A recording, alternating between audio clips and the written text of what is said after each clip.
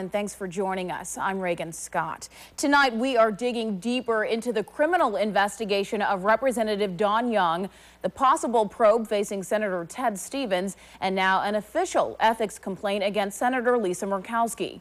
Here is what we've learned so far in Young's case. Today, a federal law enforcement officer told the Associated Press that the criminal inquiry involves Young's campaign finance practices, possibly in connection to VECO and its fundraising.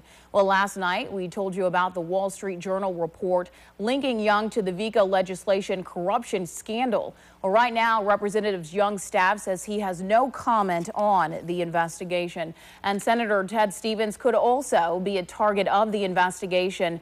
In the past, he has admitted he has been told to preserve records of a house remodeling project involving VECO. In a statement today, Senator Stevens said, quote, "I know Alaskans are interested in my views on the investigation. And while I understand this interest and would like to discuss these issues in great detail, the interest of justice in our state are best served if I make my comments after federal officials complete their work," end quote. Well, with 3 other former state lawmakers already caught up in the scandal and charged with federal crimes, we wanted to know, how did VECO become so embedded in Alaska politics? CBS 11's Matthew Simon joins us now with that answer. Matthew.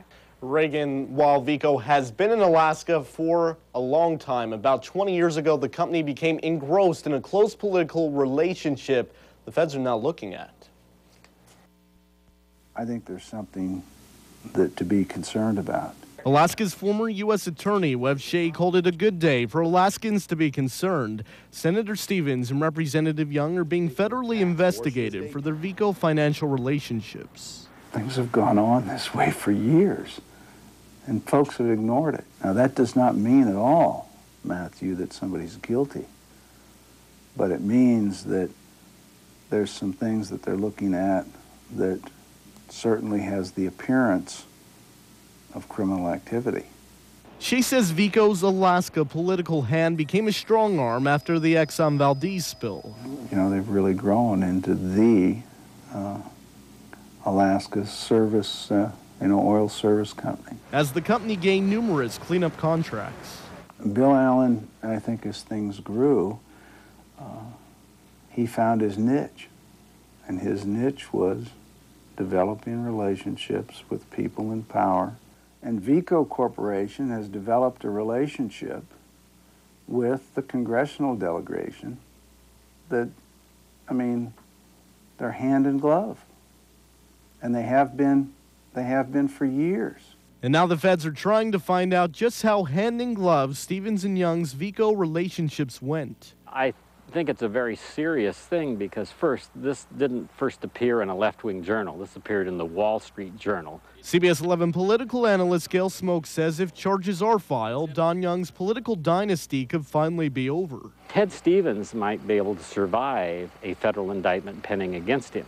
With Don Young, even if it was just an indictment pending, it could be very serious for his political survival. I think it is very important, Matthew, that the public see the light of day and the truth with regard to not only the corruption in Alaska, but the potential corruption that's gone on, if there has been any, with our congressional delegation.